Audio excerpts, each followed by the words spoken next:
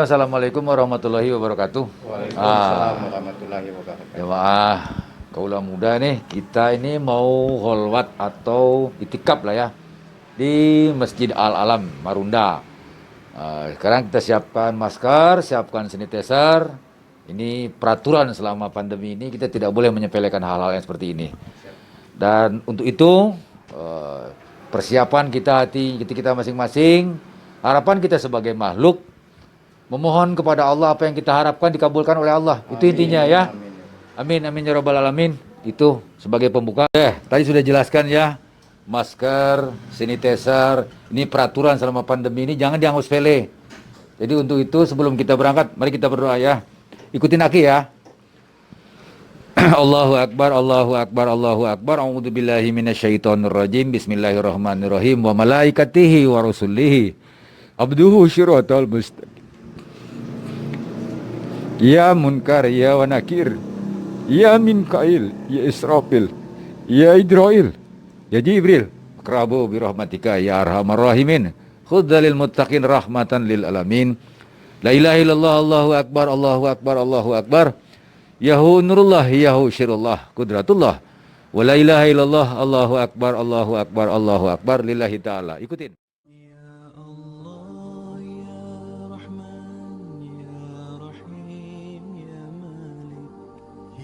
قدوس يا سلام يا مؤمن يا مهيمن يا عزيز يا جبار يا متكبر يا خالق يا بارئ يا مصور يا غفار يا قهار يا وهاب يا رزاق يا فتاح يا عليم يا قابض يا باسط يا خافض يا رافع يا معيز يا مذل يا سميع يا بصير يا حكم يا عدل يا لطيف يا خبير يا حليم يا عظيم يا غفور يا شكور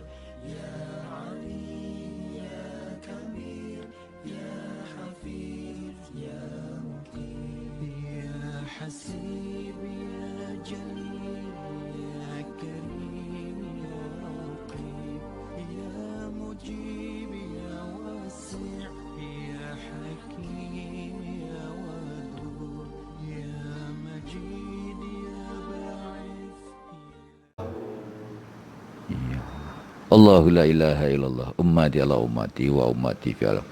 Khususan ummati ala ummati wa ummati. Terafi istighfar birau mangun la haula wala quwata illa billah ya. Ya Allah. Rabbana adallamna anfusana wa lam taghfir lana wa tarhamna lanakunanna minal khasirin. Rabbana atina fid dunya hasanah wa fil akhirati hasanah wa qina adzabannar. Subhanaka rabbika rabbil izzati amma yasifun. Wassalamualaikum warahmatullahi wabarakatuh. Pas. Allahu akbar, Allahu akbar, Allahu akbar.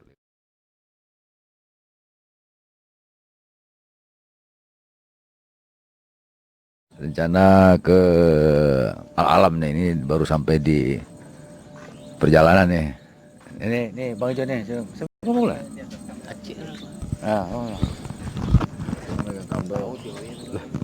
Selamat malam para sahabat.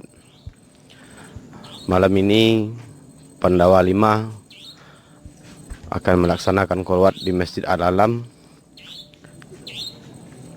Mudah-mudahan dalam zikir nanti ada keberkahan yang Allah berikan pada kami semua. Amin. Selanjutnya kami minta juga kepada salah satu imam firman kita, yaitu Bapak Junaidi. Ya, alhamdulillah, puji syukur kepada Allah karena perjalanan ini diawal dari sebuah ikhtiar, faktanya atas kehendak Allah. Mudah-mudahan perjalanan kami ini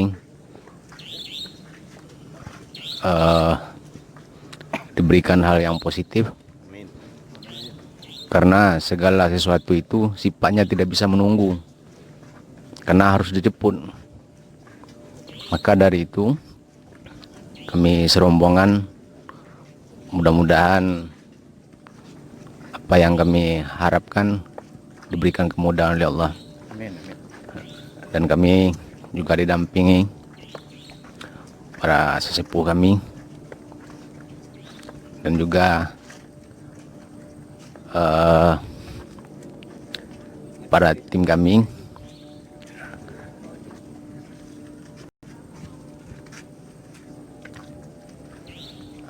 Dan mungkin ada tambahan juga nih dari saudara saya Pak Agus.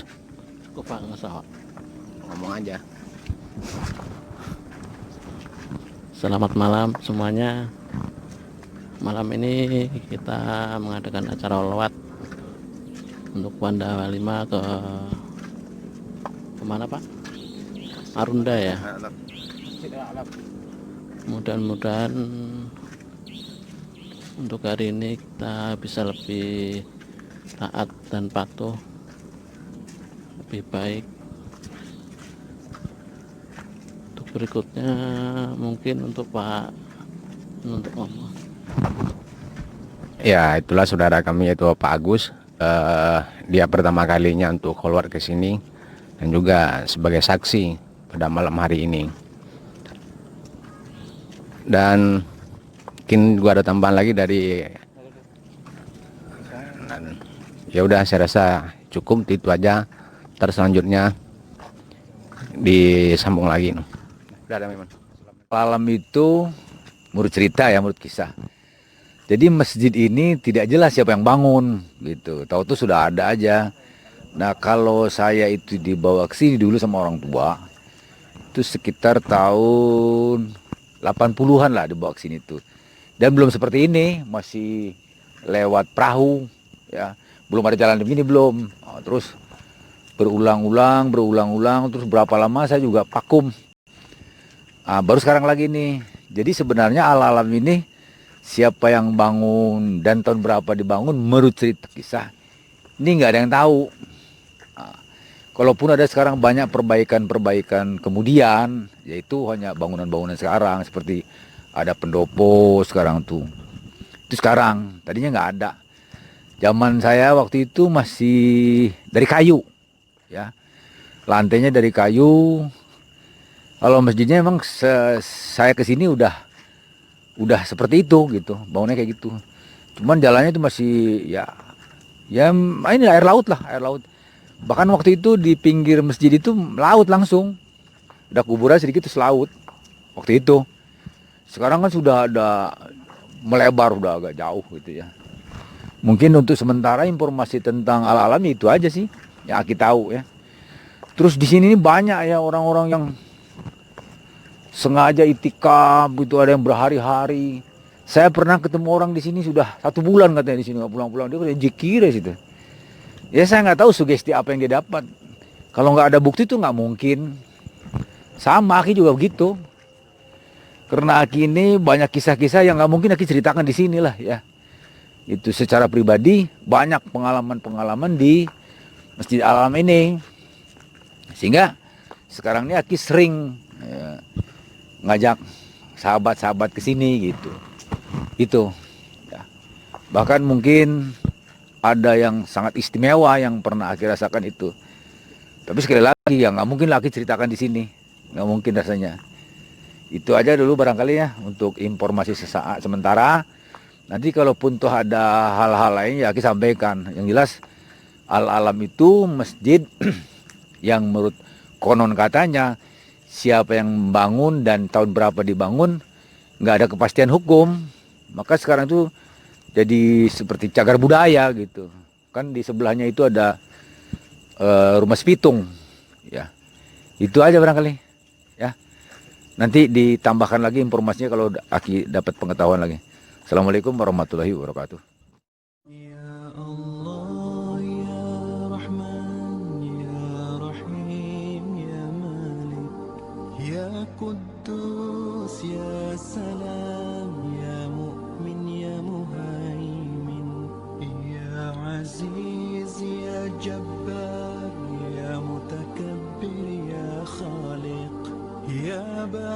يا مصور يا غفار يا قهار يا وهاب يا رزاق يا فتاح يا عليم يا قابض يا باسط يا خافض يا رافع يا معيز يا مذل يا سميع يا بصير يا حكم يا عدل يا Sambung cerita tadi ya, kita perjalanan dari Rawamangun. Kita kan 8 orang tadi ya, 8 orang berhalawat ke Masjid Al-Alam. Alhamdulillah udah sampai sini, sudah berzikir. Rencana kita ini kan sambil pengisian ya, sebelum kita berangkat balik ke Rawamangun. Dalam hal ini mungkin Aki hanya menceritakan tentang waktu ya, juga yang menentukan dengan waktu kita sampai sini, dengan waktu pula kita bisa berzikir, dengan waktu pula kita bisa berdialog maksudnya. Maka hati-hati dengan waktu itu, karena waktu itu yang ada cuma hari ini, kemarin dan besok. Maka hati-hati dengan waktu. Kalau kita menyia-nyiakan dengan waktu, maka rugilah kita. Di dalam Al-Quran disebutkan, demi masa sesungguhnya manusia itu merugi, kecuali orang yang selalu memperhatikan waktu. Maka untuk itu hati-hati dengan waktu. Jangan malas, ya. Jangan leyeh-leyeh. Orang yang berhasil itu rata-rata disiplin dengan waktu. Baik sebagai pengusaha, pedagang, pekerja, bahkan tentang ketuhanan. Selalu disiplin dengan waktu. Kenapa? Karena waktu itu cuma 3. Hari ini, kemarin, dan besok. Kenapa hari ini disebut lebih dulu? Karena hari ini kita menceritakan yang kemarin, dan hari ini pula kita menceritakan yang besok. Jadi pesan Aki, hati-hati dengan waktu. Waktu itu kita cuma sempit. Barang siapa yang menyia-nyiakan waktu, maka menyesal di kemudian hari, baik lahir maupun batin. Ya, Aki ulangin lagi, kalau yang dagang, yang rajin dagangnya, yang bekerja, yang rajin bekerjanya, yang berdoa, yang rajin berdoanya, semua harus disiplin dengan waktu. Kalau tidak, kalian akan menyesal seumur hidup. Itulah waktu. Sempit dan sempit sekali soal waktu itu. Maka diulang-ulang, demi masa, demi masa, demi masa. Manusia itu selalu merugi, kecuali yang selalu memperhatikan tentang waktu. Gitu. Paham nggak apa yang Aki sampaikan ini? Ya. Maksudnya gini, kalau tadi kita bicara waktu, mungkin pemikirannya seperti apa gitu ya. Kalau tadi Aki disiplin dengan waktu, pikiranmu seperti apa? Sampai-sampai Aki bilang tadi, kalau berdagang yang rajin waktunya, disiplin waktunya. Kalau bekerja pun sama. Dan bahasa ini diulang-ulang supaya jangan lupa. Gitu. Itu barangkali yang hasil dari renungan tadi, berzikir tadi, sehingga dijadikan suatu penghayatan buat kita. Nah, sebelum kita pulang, bangun, barangkali ada yang mau bertanya dulu, ya, mengenai masalah waktu. Kami diserahkan dari Mas Agus dulu dah. Mas Agus, monggo, silakan. Assalamualaikum warahmatullahi wabarakatuh. Salam. Bicara tentang waktu hari ini, besok maupun Kemarin. yang akan datang, Ya. saya pengen menanyakan tentang apakah waktu sekarang akan mempengaruhi waktu yang akan datang. Apakah waktu sekarang akan mempengaruhi waktu Itu yang akan datang. Itu aja, Pak. Satu. Itu aja. Itu aja, Pak, dulu. Pertanyaan Mas Agus itu, apakah waktu sekarang akan mempengaruhi waktu besok gitu ya. Otomatis Gus, langkah awal akan menentukan langkah akhir. Bagaimana kebiasaan kita hari ini, itulah hasilnya besok. Ibarat orang menanam, ya. Kamu tanam hari ini, besok menuai. Maka saya bilang tadi, hati-hati dengan waktu. Kenapa? Karena akan menyesal. Besok di kemudian hari kita akan menyesal. Itulah waktu. Waktu itu nggak bisa balik lagi. Waktu adalah kunci yang nggak bisa dirubah-rubah. Contoh gini, saya hari ini jam 1 lewat 10 menit. Tidak bisa kita lari ke jam 2. Tetap aja jam 10 menit. Itulah waktu. Jadi kalau pertanyaan tadi Agus, kalau hari ini apakah akan mempengaruhi hari esok? Gitu pertanyaan Agus. Sangat jelas. Sangat jelas. Kalau hari ini Agus lalai, ya, lalai dengan waktu baik lahir maupun batin, besok Agus akan menyesal. Itu. Baik secara lahir maupun batin. Kalau lahir itu apa sih? Usaha, ikhtiar. Entah itu bekerja, entah itu berdagang. Ya, itu lahir. Kalau batin itu apa ya tadi? Berdoa, memohon kepada Allah, berserah diri kepada Tuhan, terus menerus. Itu. Nah, besok udah pasti. Besar kecil tergantung usaha hari ini. Maka istilahnya langkah awal menentukan langkah akhir. Gitu. Paham ya Gus? Itulah pertanyaan dari Mas Agus dan itulah jawabannya. Sekarang barangkali dari Pak Ijun, apa yang bertanyakan? Bismillahirrahmanirrahim. Assalamualaikum warahmatullahi wabarakatuh.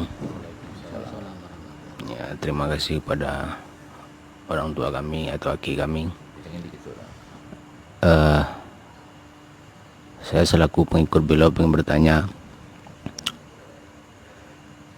kenapa orang yang mencari keberkahan atau keyakinan kepada ilahi itu, apakah ada waktu-waktu yang tertentu yang sangat disakralkan untuk menghadap kepada ilahi itu? Apakah ada waktu-waktu yang sangat sakral untuk menghadap ilahi? Iya, karena konteksnya kita kan kebetulan waktunya kita berkholwat di Masjid Alam Marunda ini. Iya. Ya, maka dari itu, apakah ada waktu-waktu tertentu? Adakah waktu-waktu tertentu gitu ya? Iya. Sekian mungkin itu aja yang saya tanyakan kepada Aki, kepada beliau.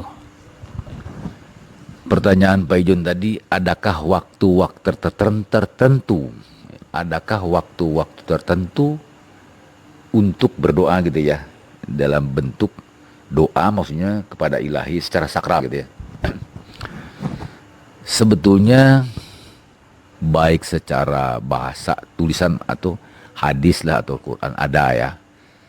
Itu ada, jelas itu sepertiga malam ya. Tapi kalau dibaca secara hakiki ya, kapan sih saat-saat tertentu ya yang sangat sakral kepada ilahi itu? Yaitu saat-saat hati ya. Saat-saat hati dengan penuh kepasrahan, saat-saat hati dengan penuh ketulusan. Kapan saatnya? Bisa kapan saja. Bisa tengah malam, bisa siang, bisa pagi, bisa sore. Cuma mungkin kalau malam itu kan cenderung lebih sunyi. Aktivitas sehari-hari kita tinggalkan.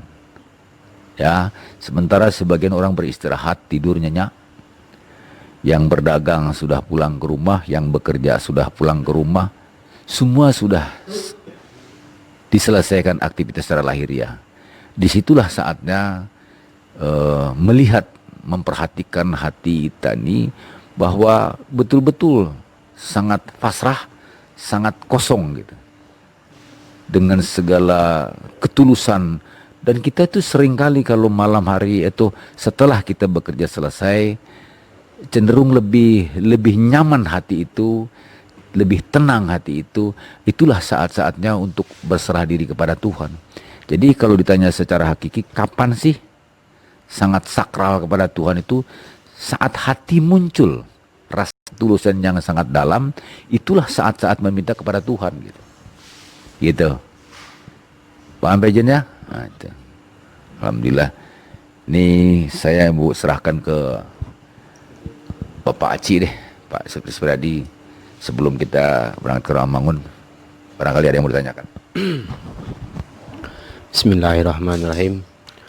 Assalamualaikum warahmatullahi wabarakatuh. Terima kasih saya ucapkan kepada orang tua kami. Alhamdulillah, di Masjid Al-Alam ini kita telah selesai melaksanakan qolwat atau itikaf bersama Pandawa 5 beserta juga imam 2 lainnya. Yang saya pertanyakan pada malam hari ini, Aki menyampaikan masalah waktu ya Ki ya. Waktu. Aki hanya membilas, yang Aki pertanyakan, kapan waktu yang sakral di saat Aki mengajak anak didik Aki untuk qolwat? Kapan Aki ngajak, kapan waktunya Aki ngajak anak-anak batin Aki untuk berbunajat? Nah ya. Ya. Kapan waktunya? Iya. Mungkin itu ya Ki. Iya, sekian, terima kasih Ki. Kapan Aki ngajak berhalwat atau itikaf atau berdoa kepada Tuhan? Kapan waktunya? Gitu. Demi Allah Rasulullah, kebetulan kita ini sudah saling paham ya. Ada yang disebut Iyahu Nurullah, Iyahu Syirullah, Kudratullah katanya. Ya, sinar Tuhan, keinginan Tuhan, kejadian Tuhan. Gitu. Sirullah, keinginan Allah. Gitu. Makanya Aki bilang, kalau kita bicara Tuhan, kita bicara Allah, itu bukan bahasa, tapi bukti. Mau setinggi apapun cerita Tuhan, mau setinggi apapun cerita Allah, kalau nggak ada buktinya untuk apa? Doa 1000 kali doa, kan bukti yang dilihat. 1000 panjangnya itu doa, kalau buktinya nggak ada, buat Aki nggak berlaku. Walaupun cuma Bismillahirrahmanirrahim, ya Allah ya Tuhan tolong sehatkan saya, Allah menjawab, itu dicari sama Aki. Jadi kalau pertanyaannya kapan Aki ngajak, disitulah sir tadi. Hidup dihidupkan, mati dimatikan, gerak digerakkan, gerak ilahi, gerak Tuhan. Biarkan aja Allah yang menggerakkan itu semua. Yang penting nawaitu kita berserah diri kepada Tuhan. Kapan kita akan tidur, kapan kita akan makan, kapan kita akan berjalan. Kita belajar menyerahkan diri kepada Allah itu, biarkan Allah yang semua itu. Makanya Aki ajarkan, sebutlah nama Tuhan pun sebanyak-banyaknya sampai kamu merasakan sinar kuasa Tuhan, badan kita ini dirasa, betul-betul merasakan digerakkan oleh Tuhan. Apa ia bisa? Asal kita usahanya benar-benar ke Tuhan, pasti Allah menjawab. Apa jawabannya? Bukti. Cerita Allah itu bukan cerita dongeng, cerita bukti. Mau ngelotok kayak apa, kalau nggak ada buktinya buat Aki nggak berlaku. Jadi bukti itulah yang menjawab. Contoh kita, kapan Aki mengajak? Buktinya sampai ini jalan, berarti Allah memberikan respon. Kalau Allah melarang tidak akan sanggup. Ada aja, entah itu hujan, entah itu bensinnya kurang, entah itu mobilnya monggok, kan bisa aja. Karena Allah itu tidak berwujud, tapi sinar kuasa Allah bisa kita rasakan. Gitu maksudnya. Ya, jadi kalau kapan rasa Aki itu ingin mengajak anak-anak batin Aki, ya sirnya, langkah tadi. Itulah menentukan, begitu bergerak berarti izin Allah. Kalau tidak bergerak tidak ada izin Allah. Semua di alam semesta ini semua izin Tuhan. Bagi orang-orang yang mau menghayati, mengkaji. Apapun yang ada di dunia ini semua izin Allah. Tanpa izin Allah nggak bisa. Itu, ya. Jadi semua apa yang tergerak, apa yang terjadi di dunia ini semua kehendak Allah, termasuk penyakit corona. Tanpa izin Allah juga nggak bisa. Tapi sungguh pun demikian, atas nama manusia, di atas ketidakmengertian kita berusaha.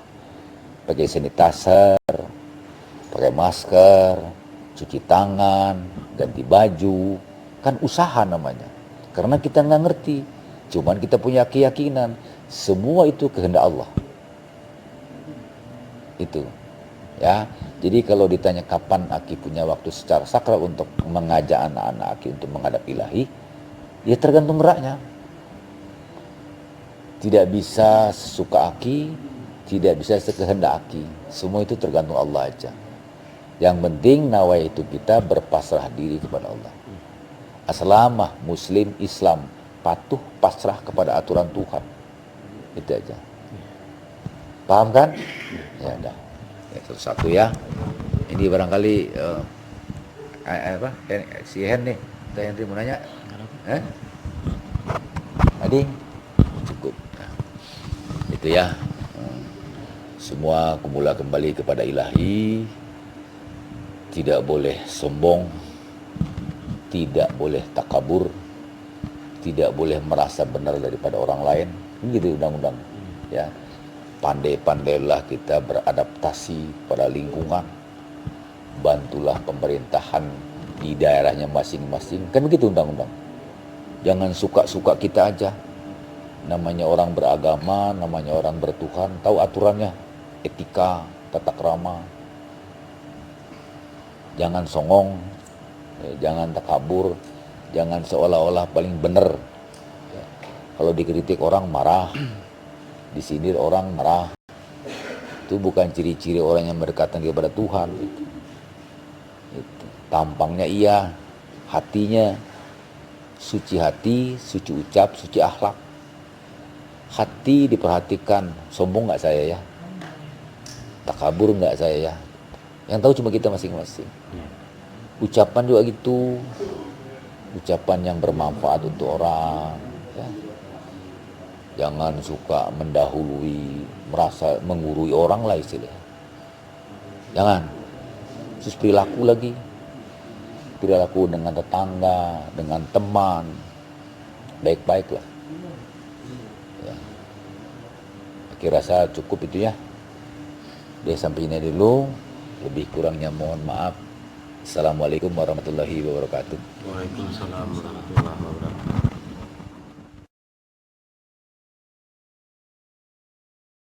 Ya Allah